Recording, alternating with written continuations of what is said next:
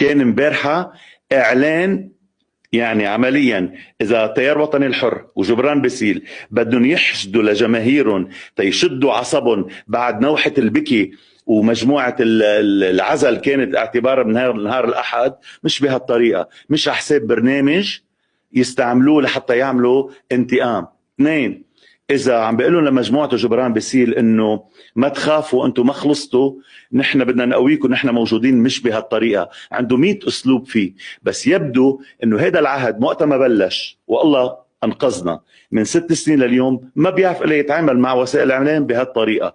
يعني أنا مش عن قليل الدعوة اللي أقيمت علي عن عبث ومن ولا شيء بعهد ميشيل عون، بأول عهد ميشيل عون.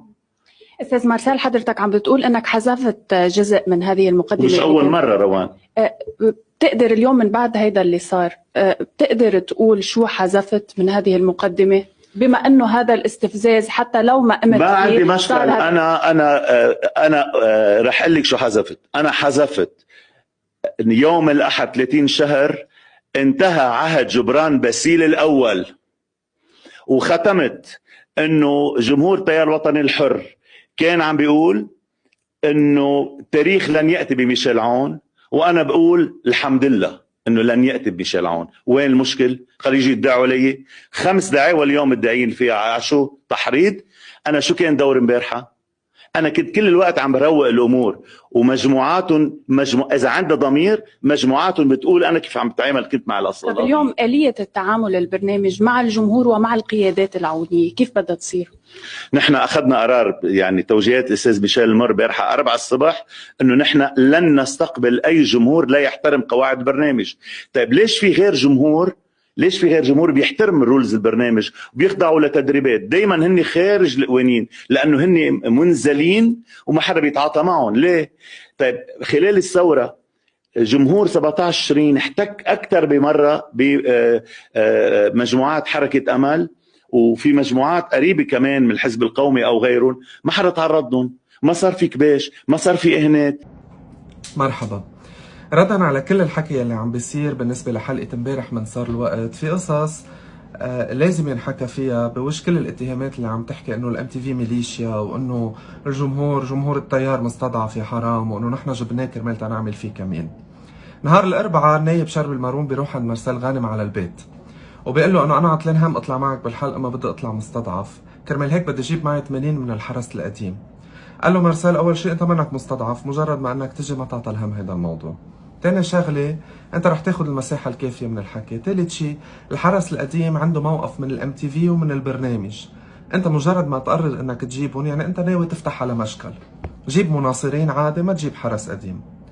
نهار الخميس قبل الحلقة بساعة ببلشوا الناس يجوا على الموتويات برات المحطة، وببلشوا يقولوا انه هن مخابرات جيش، بس نطلب بطاقات، بس نطلب تفاصيل، طبعا ما حدا بيعطي اي تفصيل. عرفنا انه في شيء مش مزبوط عم بيصير. بيوصل ناس من اللي جايين مع شرب المارون حاطين على تيابهم الحرس القديم. تلفنا لشرب المارون قلنا له على اساس ما في حرس قديم، قال لا انا ماني جايب حرس قديم. عرفنا انه في شيء مش مزبوط بالخبريه.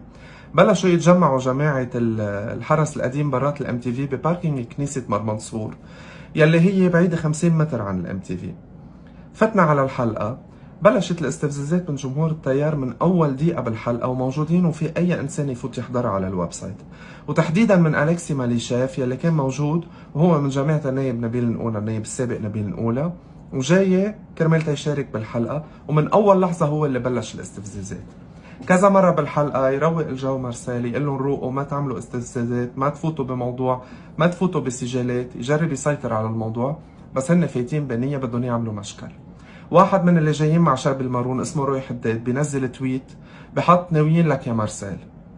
قبل الحلقة ناس من التيار جوزة للمدام اللي عم تقول فوتوا يلي هو بالحرس القديم، يلي كمان صفحته موجودة على الفيسبوك، عم بيقول صار الوقت نخلص من هيدا القرف. شخص ثالث عم بيقول احضروا الحلقة الليلة مع انه ما بحياتنا بنحضرها. كل هول التفاصيل يلي هيك بجمعوا بعضهم بيفرجوكم انه في نية اساسا من عند جمهور التيار انه يتصرف بهيدي الطريقة.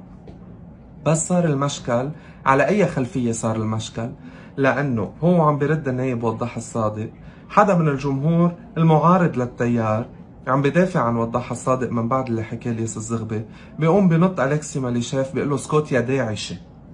فبيقوم بنط عليه هيدا الزلمة كرمال تيضربه، ببلش الاحتكاك بين أليكسي وبين هيدا الشخص، بفوت الأمن تيردهم عن بعضهم. شو اللي صار مع الياس الزغبي تحديدا؟ لأنه الياس في حد أدنى من الاحترام والصداقة معه، ونحن قلنا 4 سنين بنشتغل معه بالبرنامج. اللي صار مع الياس انه حدا من الامن بيروح بيقول له فوت هديهم لانه انت قادر تهديهم. بس قرب الياس على المشكل، ناس تانيين من الامن مش عارفين شو اللي صار بين الياس واول شخص، فكر انه الياس فايت على المشكل، وبهالفوضى صار في خبيط واخبار، يعني مش مقصود انه يستقصد الياس. اما شو كان عم بيصير برا، يلي عم بيصير برا انه وقت اللي اخذوا اشاره من جوا من شباب التيار يلي فاعوا على بعضهم، بلغوهم لجماعه الحرس القديم برا انه بلش المشكل. بيطلع ضرب رصاص من باركينج كنيسه مار منصور يلي هو رشق، بيطلع من جماعه الحرس القديم.